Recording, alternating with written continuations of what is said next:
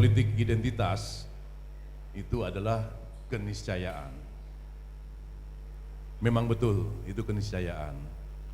Tapi saya ingin mengajak teman-teman semua bernostalgia, nostalgia yang berupa sejarah beberapa ratus tahun yang lalu. Jadi kita tentu ingat jas merah, jangan sekali-sekali melupakan sejarah. Nah, saya ingin sampaikan apa yang dikatakan oleh Empu Tantular dalam kitab Sutasoma. Di situ ada kalimat Bhinneka Tunggal Ika Tanhana Dharma Mangrua. Berbeda-beda tetapi tetap satu juga dan tidak ada pengabdian yang mendua. Itu oleh leluhur kita sudah disampaikan beberapa ratus tahun yang lalu. Di situ tersirat dan tersurat apa? Apa yang disampaikan oleh Bang Surya Makmur Nasution. Ratusan tahun yang lalu, leluhur kita sudah mengatakan,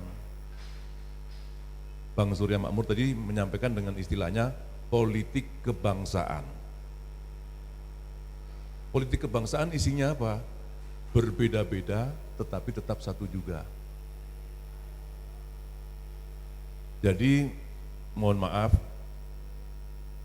saya sampaikan tadi bahwa politik identitas itu suatu keniscayaan, tetapi menurut saya kurang pas kalau dibawa dalam ranah yang namanya pemilu, pileg, dan pilkada. Saya mohon izin dan mohon maaf, saya masuk Batam tahun 87, 36 tahun yang lalu. Tentu kita menganut prinsip di mana bumi dipijak, di situ langit dijunjung. Tetapi saya akan berkata bohong kalau saya bilang saya ini orang Batak, saya ini orang Melayu, saya ini orang Flores. Itu bohong. Saya adalah orang Batam yang berasal dari Jawa. Artinya suku saya adalah suku Jawa. Itu identitas saya. Demikian juga bapak-bapak yang lain, tentu seperti itu. Nah, yang namanya identitas memang melekat pada diri kita masing-masing, baik sebagai individu maupun sebagai makhluk sosial, kelompok. Tentu kalau kita umat Islam, ya kita identitas bisa aja, majelis taklim A, majelis taklim B. Kalau kita Kristen, mungkin persekutuan A, persekutuan B. Nah, sekarang kita melihatnya politik identitas itu bagaimana?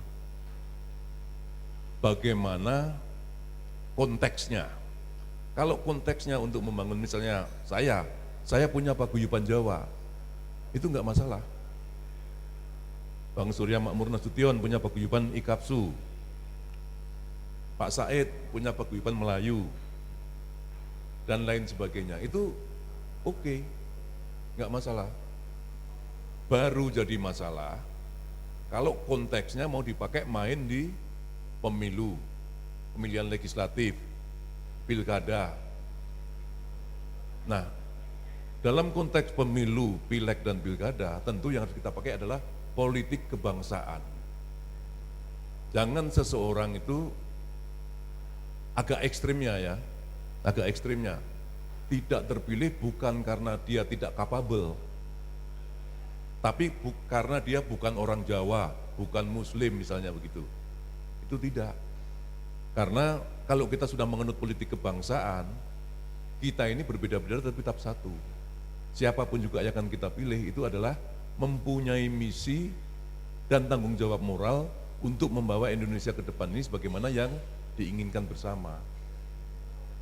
Nah, kemudian politik identitas kalau disalah maknakan itu berpotensi untuk membuat disintegrasi bangsa. Masa saya sama Bang Surya Makmur harus berantem? Ya kan? Nah, narasi-narasi kebangsaan ini yang harus kita sepakati bagi teman-teman yang bergerak di bidang politik. Kita tentu sepakat bahwa kalau konsep Islam tadi, Islam yang rahmatan lil alamin, ya. Kemudian banyak suku, banyak golongan, banyak apa, supaya lita arabu, saling mengenal satu dengan yang lainnya. Artinya kan semuanya bermuara pada kasih sayang. Kalau kita kasih sayang, ya kita harus konsekuen. Jangan berantem di antara kita. Berantemlah dengan kebodohan, berantemlah dengan kemiskinan, berantemlah dengan ketidaksejahteraan, bergandeng tanganlah dengan menuju ke hal-hal yang sejahtera. Artinya apa? Kita harus bersama-sama membangun politik kebangsaan ini, di mana tadi Pak Surya Makmur Nasution sudah menyatakan juga sila pertama dari Pancasila tadi, yang awalnya dengan kewajiban menjalankan syariat Islam bagi pemeluknya. Pak Maramis tadi sebetulnya keberatan. Saya ini orang Indonesia, saya ini non-Muslim, berarti saya nggak ikut dong di sini, kan begitu kan? Nah, atas kesepakatan para ulama, pastor, pendeta, biksu dan lain sebagainya, menjadi ketuhanan yang Maha Esa. Nah, tentu mohon izin dan mohon maaf, sebaiknya kita tidak membangun yang namanya politik identitas untuk konteks-konteks yang saya sebutkan tadi, untuk konteks pemilu, untuk konteks pilpres, dan untuk konteks pilkada. Tapi untuk melestarikan budaya kita masing-masing, saya sebagai orang Jawa, kualat kalau saya tidak mau melestarikan budaya Jawa. Demikian juga Bang Said, kalau tidak melestarikan budaya Melayu, kualat juga. Demikian juga teman-teman dari suku yang lain. Nah, dalam konteks itu sah-sah saja politik identitas. Tapi begitu kita bareng-bareng kebangsaan Indonesia, saya rasa itu sebagai pembuka. Nanti kalau mau debat, ayo kita debat bareng-bareng. Terima kasih. Meja sudah digelar. Baik, tapi ada yang menarik Romo. Kenapa dalam pemilu yang mungkin dalam 2 atau 3 periode ini kan, isu politik identitas itu kan semacam gencar banget gitu loh. Padahal kalau yang dulu ya damai-damai aja gitu kan. Kira-kira dari Romo menangkap fenomena apa ini sebenarnya? Fenomena tidak pede. Tidak pede? Ya. Siapanya itu? Yang meluncurkan itu. Oh, yang meluncurkan itu. Ya. Jadi kalau saya ini seorang Kristen, pilihlah saya. Ya. Dia nggak pede. Saya ini seorang Batak, dia nggak pede. Saya seorang Jawa, dia nggak pede. Yang kita harus sampaikan kan bahwa mohon izin saya ikut pileg atau pilpres atau pilkada, program-program saya untuk yang akan saya sampaikan adalah ini, mohon doa dan dukungannya. Kan di situ. Ya. Belum tentu semua orang Jawa pilih saya. Belum tentu juga saudara-saudara kita Melayu pilih Pak Said misalnya. Belum tentu juga saudara-saudara Batak pilih Pak Surya Makmur semuanya. Belum tentu.